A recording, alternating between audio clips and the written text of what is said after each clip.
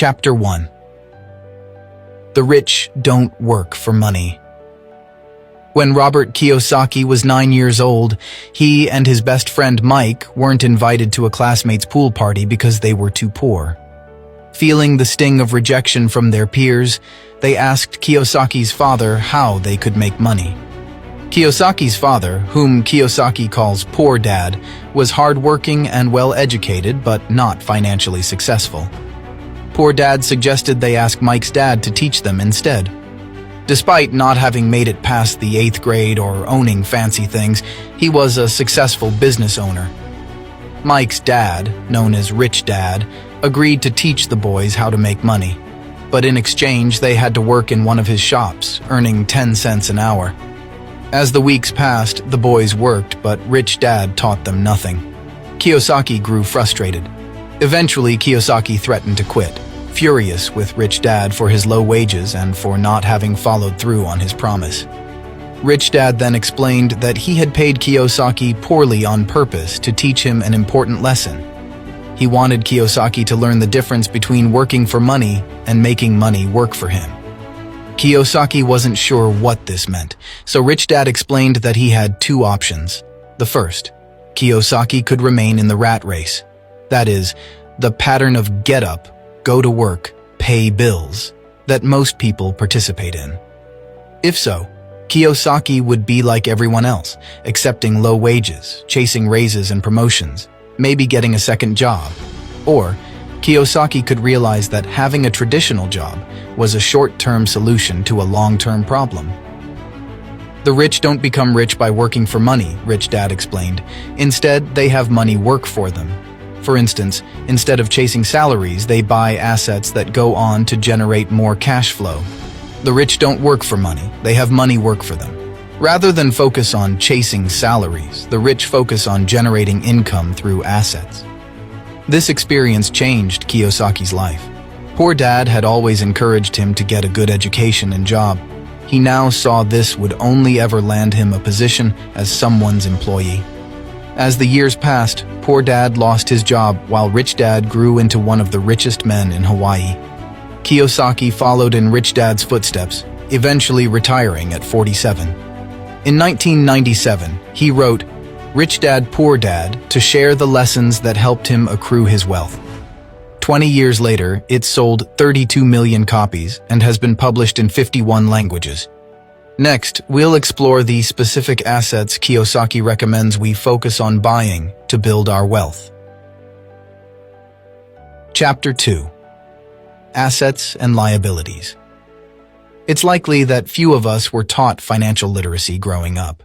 We may have learned about history and science in school, but not about taxes, for example.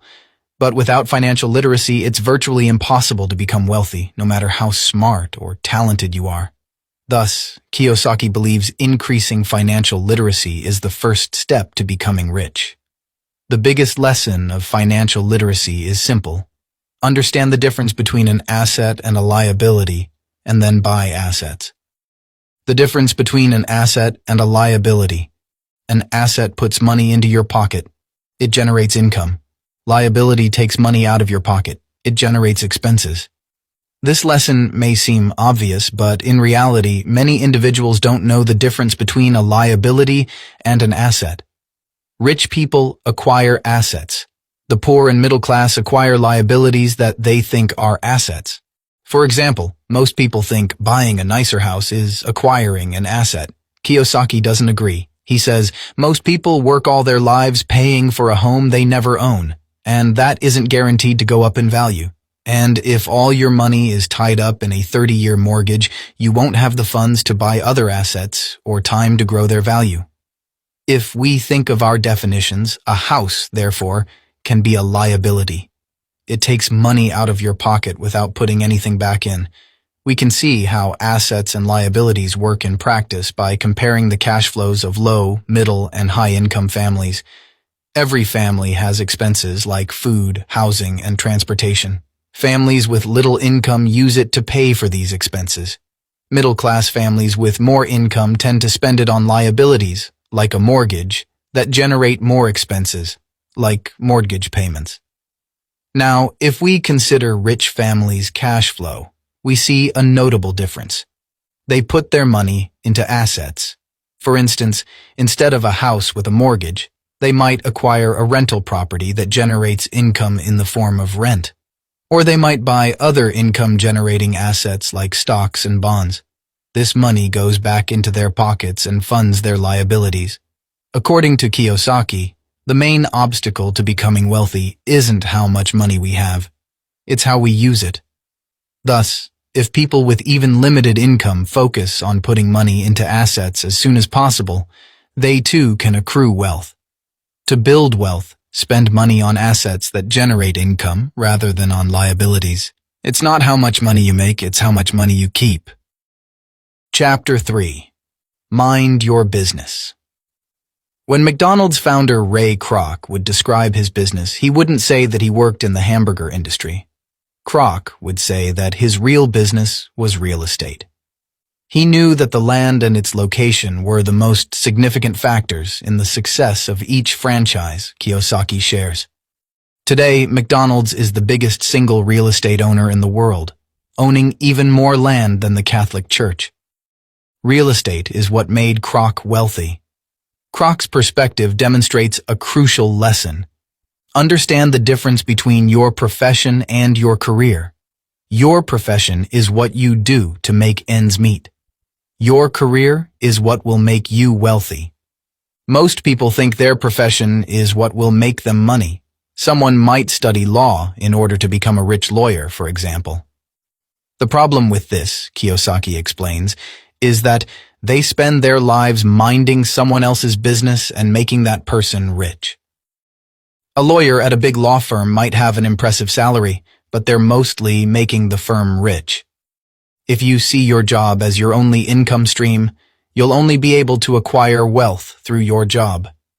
This is why many people chase raises and promotions. In reality, if we want to be wealthy, we have to mind our own business. That is, focus on what will make us independently wealthy.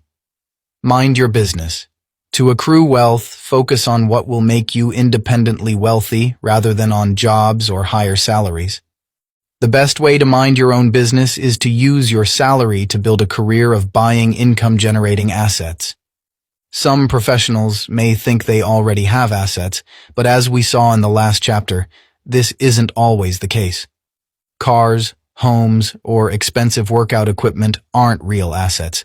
They rapidly lose their value and may require constant upkeep. To start minding your own business, focus on these assets, businesses that don't require your presence. This means other people run it. If you have to be there, it becomes a job. Stocks and bonds income, generating real estate royalties from intellectual property, patents, music, scripts. Anything else that has value, produces income, or appreciates, and has a ready market. When picking assets, Kiyosaki recommends we choose things we love based on advice from Rich Dad. If you don't love it, you won't take care of it. For example, Kiyosaki buys real estate because he loves it. He could tour properties all day, and when problems come up, he's happy to deal with them. His strategy for real estate is to buy small, then continue trading up until he's able to buy larger properties. He holds most properties for less than 7 years. Kiyosaki also loves small companies. He buys stock and aims to be out of stock in a year.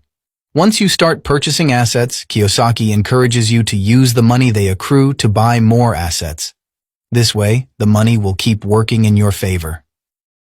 To mind your own business, focus on buying income-generating assets, especially those you have particular passion for.